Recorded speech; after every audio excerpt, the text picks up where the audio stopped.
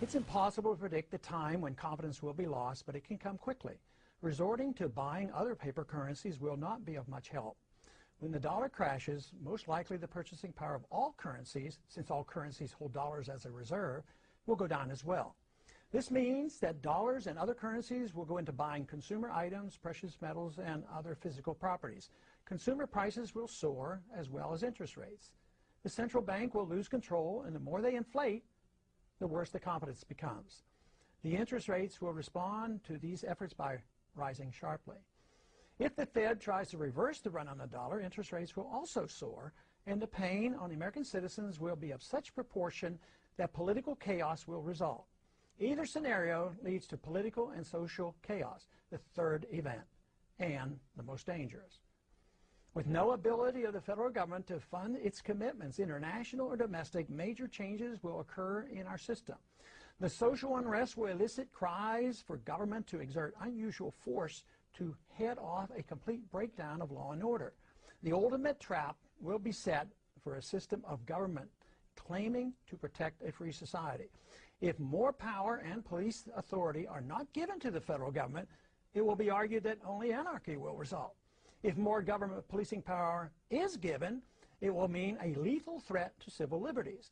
Already, we have permitted the notion that a single person, the Attorney General or the President, can decide who is an enemy combatant, thus denying that individual the right of habeas corpus, permitting indefinite detentions without charges made.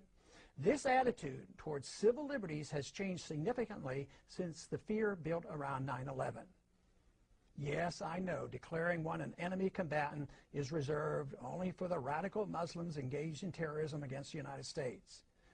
To be reassured by this reasoning is quite dangerous and naive. Logic should not lead us to equate suspects with terrorists and include American citizens, and yet this has already been set by precedent. Under difficult circumstances, our political leaders will not be hesitant to use these powers to maintain order. Tragically, the people may even demand it. We are rapidly moving toward a dangerous time in our history. Society as we know it is vulnerable to political and social unrest. This impending crisis comes as a consequence of our flawed foreign and domestic economic policies, a silly notion about money, ignorance about central banking, and ignoring the onerous power and mischief of out-of-control intelligence agencies. Our unsustainable welfare state and a willingness to sacrifice privacy and civil liberties in an attempt to achieve safety and security from an inept government. Dangerous times indeed. What can be done about it? Must we wait for the inevitable and expect to restore our liberties in a street fight against the overwhelming power of the state? Not a good option. The only way that we can prevent blood from running in the streets is to offer a better idea of the proper role of government in a society that desires first and foremost liberty.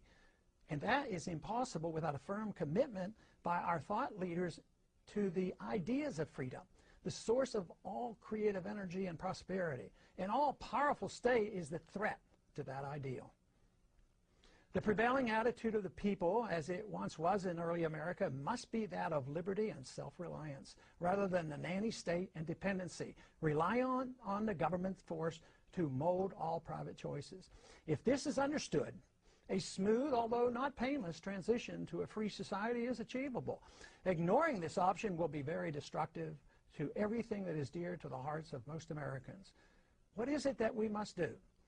We must immediately embark on balance the budget by reducing spending, change our foreign policy to that of non-intervention, a full audit and more supervision of the Federal Reserve, leading to abolishing the Federal Reserve, legalize competition to the Federal Reserve with competing currencies, regain respect for civil liberties and privacy while reining in the CIA, wean ourselves off the dependence of wealth transfers by government, abolish crony capitalism, no subsidies, no bailouts, no regulatory or tax privileges to protect the powerful elite, especially the military-industrial complex, eliminate the income tax, the inheritance tax, and taxes on savings and dividends.